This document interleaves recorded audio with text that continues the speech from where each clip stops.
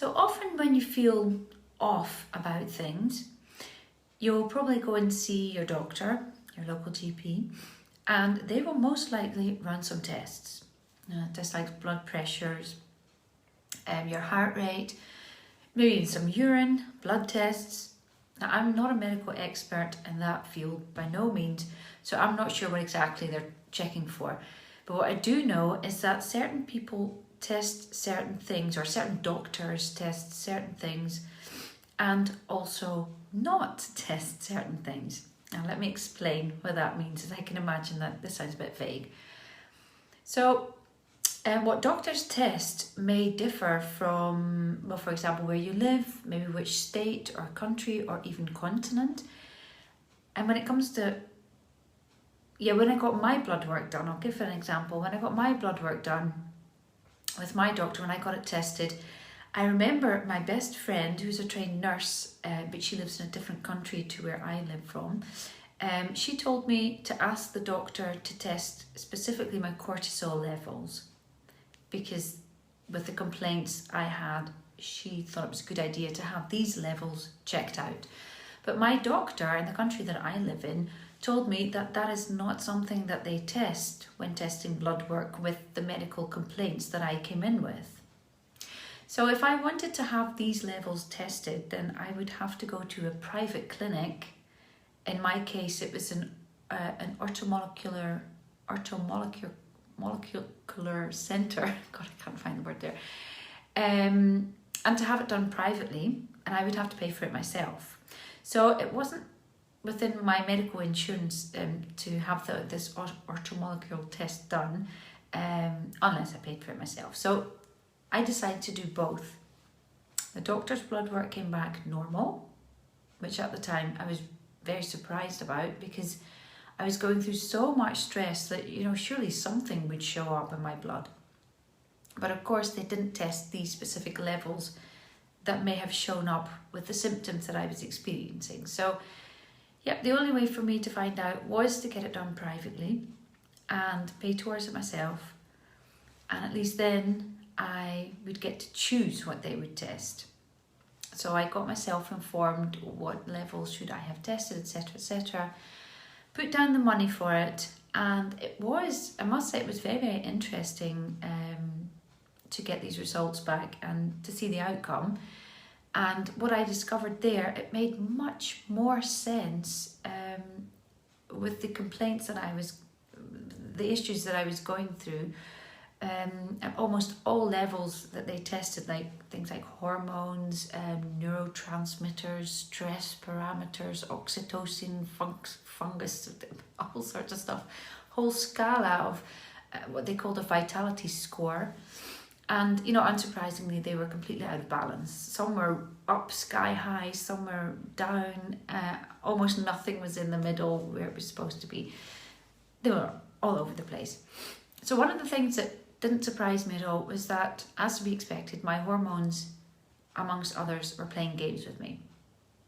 And the girl who took the test, she advised me to get my thyroid checked out and to also start taking X, Y, Z vitamins, supplements for somewhere for a couple of weeks, somewhere up to 3 months, I think. And they would do the trick to get these levels back to normal. So I did that, but it cost me a bloody fortune. These things are really expensive, especially if you want the more high-end brands, which she subscribed me. I didn't know, so I tried and tested it.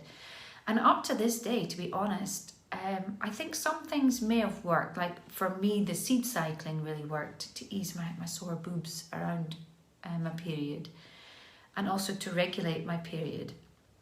And I'll explain some more about seed cycling in another video, because that's fortunately relatively cheap and easy to do. But other than that, I'm still not entirely sure what all these expensive supplements and vitamins and all the dietary advice, what it really did for my levels. And I did really keep it up for months and months. So, surely I would have felt some significant shift, right? And it won't have done any harm to have taken these things. Otherwise, I would have felt it, obviously. But to say that I know for sure that anything really worked after so many months of buying expensive pills and taking them 3 times a day in a certain order, I would have to go back and get my blood work tested. And maybe it would come back more positive,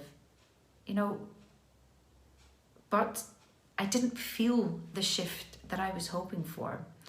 And most likely the advice would then be, to take some more of this and that, and to start taking a little bit of that support, and to do this and to do that after, my blood levels would have come back differently.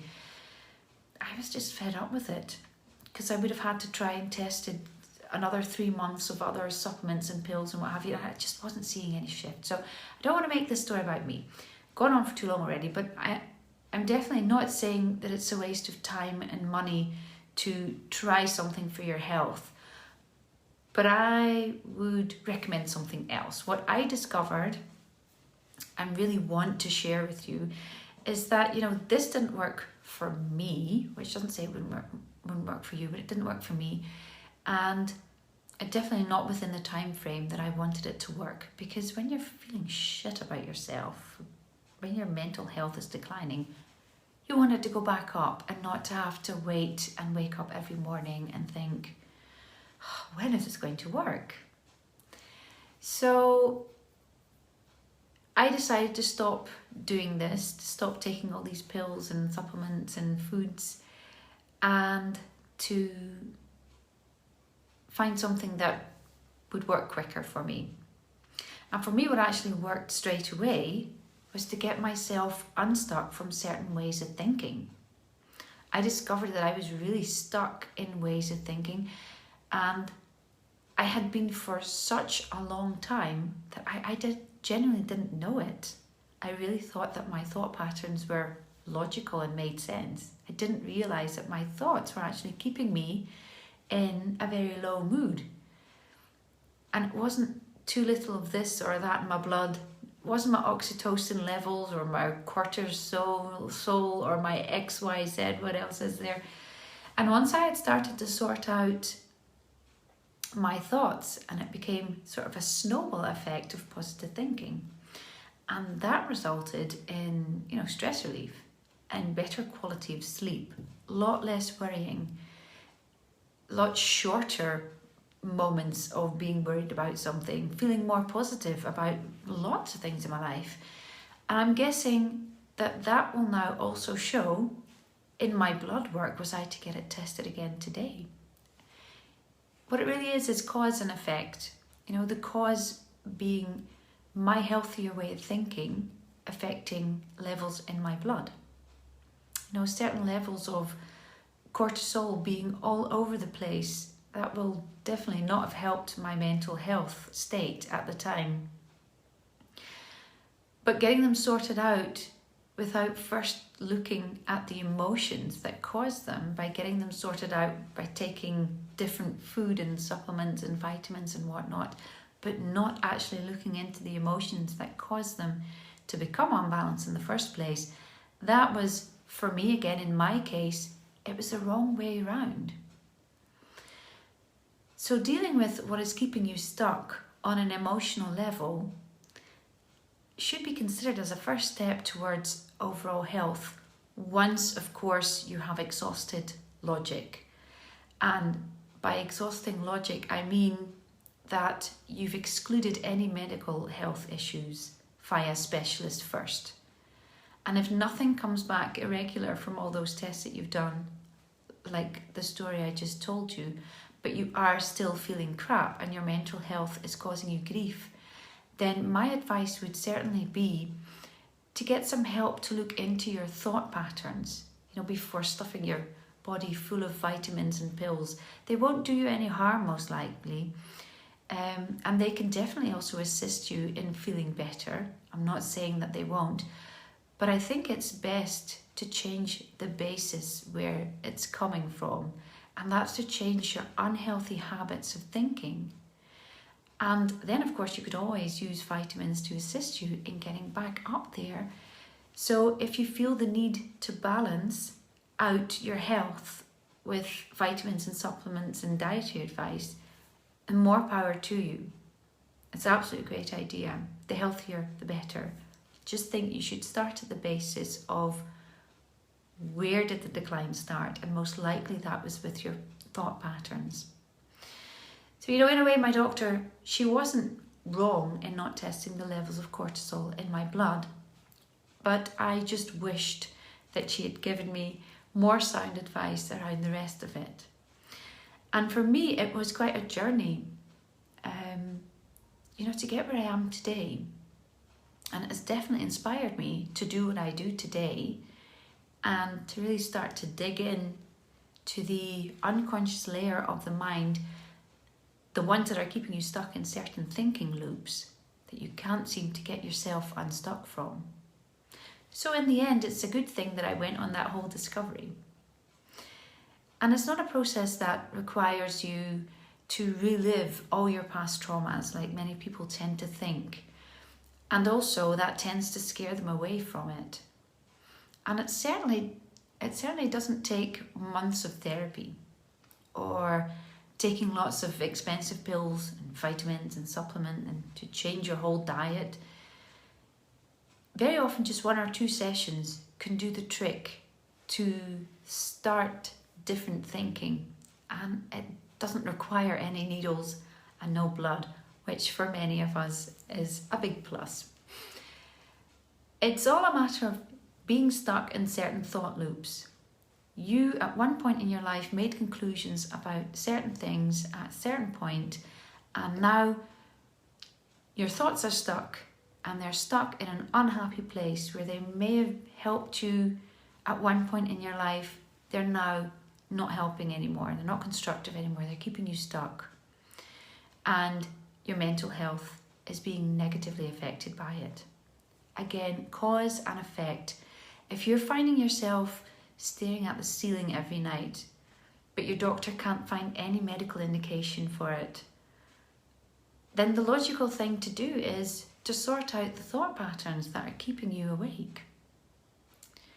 If you're feeling down and anxious because you're struggling to cope with a new baby in your home, then I suppose you could get your blood work tested, because there could be medical reasons why that's happening. But again, if nothing shows up, it's probably a very good idea to start sorting through your way of thinking to see where you're becoming stuck, and to then start breaking through these thought patterns to overcome that anxiety that you're feeling. My advice would be to get the emotional side of things sorted out first. And I know that I may be making it sound very simple and a little too good to be true. It's like taking a magic pill and getting rid of it, I know. And really the good news is, for many of us, it really can be that simple. What it is, you already have everything that is required up here. And all the solutions that you need to start a different way of thinking are in here. The problem is that you've gotten yourself stuck in certain ways of thinking, and you're now stuck in going round and round in loops. And what if you could get yourself some help in getting unstuck of those thought patterns so that they can start flowing again, and you can use all these resources that are already up here. I don't need to give them to you. You have them internally already. And you can replace the negative thoughts or the thoughts that are keeping you stuck and set in unhappy, unhealthy ways, and we can get them flowing again. Maybe there's things that you haven't considered exactly because you were stuck. And to get some help to start new ways of thinking that will serve you and your problems, to get rid of them. You don't need to get your blood work tested for that. They won't show up in your blood. Or maybe if you would get yourself tested before and after, you would see a difference in your blood work because your negative thoughts have started to shift. I can understand that this may be sounding a wee bit fake, but reach out if you want to find out more about this. It can really do wonders for your mental health. Thanks for listening. Take care.